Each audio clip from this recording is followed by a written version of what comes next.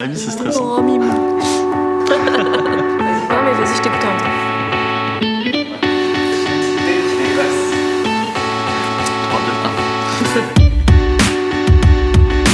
Donc du coup, je m'appelle Mathieu, je suis UI designer chez Numberly. Et moi, c'est Salomé, et je suis UX UI designer chez Numberly aussi. De l'UI, en fait, c'est l'interface utilisateur, donc je vais créer en fait des interfaces pour nos clients, pour des applications, pour des sites web, des interfaces de fidélité, pour des dashboards, et du coup de l'UX, ça complémente, ça vient en avant. C'est plus sur la partie conception, étude du besoin de l'utilisateur et faire en sorte que l'interface qu'on produise soit vraiment en accord avec ses besoins, mais aussi avec les besoins, on va dire, business du client, pour faire en sorte que l'interface soit la plus performante possible. Moi, comme je suis UI, ça va passer par de la création d'interfaces. Donc on va bosser avec des logiciels type Sketch et le but c'est de itérer plein de prototypes animés ou non animés pour nos clients. Je pense que j'aurais jamais pensé travailler autant avec du marketing. C'est vraiment en combinant toutes nos expertises qu'on arrive à avoir le meilleur d'un projet et de ce qu'on peut faire pour un client. Il y avait une diversité de projets vraiment très importante chez Numberly, c'est ça du coup qui me motive au quotidien.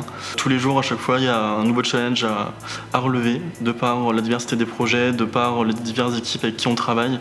Du coup, au quotidien, c'est vraiment top, quoi. Ah oui, j'apprends tous les jours carrément. De toute façon, il faut.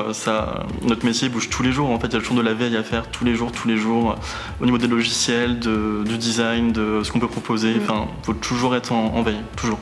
Oui, je pense qu'on est vraiment entouré des bons métiers pour être au cœur de l'innovation aussi dans le design.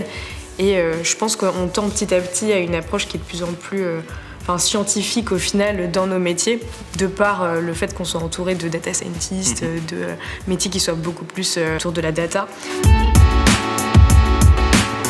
Un petit peu tout ce qu'on s'est dit en fait. Moi je dirais ça, d'avoir une multitude de projets, d'avoir des beaux locaux aussi. Je sais pas, il y a toujours une effervescence quand on vient en fait à Numberly, ça se passe toujours très bien. Ouais, je pense qu'il y a quand même une forme de bienveillance ici, et du coup c'est agréable de venir travailler. On n'est jamais dans une routine, et puis même l'ambiance est super cool, et je pense qu'on est tous contents de travailler ensemble. Donc ça c'est chouette. C'est clair. Du coup, au quotidien, ce qui m'a surpris, c'est la taille humaine de la boîte. On est 500 et en fait, au quotidien, on s'en rend pas compte du tout. Les locaux sont pas vides, mais on n'est pas entassés comme des rats dans une cage. Je sais pas si je peux dire ça.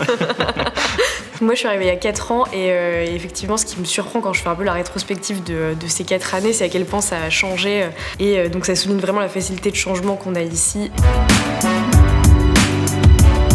C'est d'être profondément empathique, forcément, et d'être toujours à l'écoute, très curieux, porter intérêt à ce que pense l'utilisateur final, avoir une bonne capacité de communication, être calme et à l'écoute.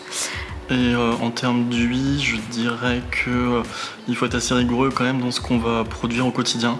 En termes de relationnel, pour moi c'est d'abord ça en fait, quand on va avoir des personnes en entretien, c'est d'abord en fait la relation, je pense. C'est comprendre les tenants et les aboutissants du projet et être impliqué aussi pendant les phases de réflexion et de conception au même titre que tous les acteurs du projet, que ce soit le marketing, la gestion de projet ou l'UX design.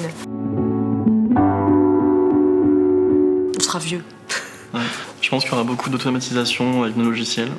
On y tend beaucoup, là ça commence déjà un petit peu à se percevoir avec les nouvelles features qui sont en train de sortir. Et on pourra se concentrer sur des problématiques qui seront davantage peut-être de l'ordre de l'émotion ou de l'expérientiel, en automatisant des tâches plus opérationnelles pour gagner du temps dans ces domaines-là. Ah génial! C'est 3.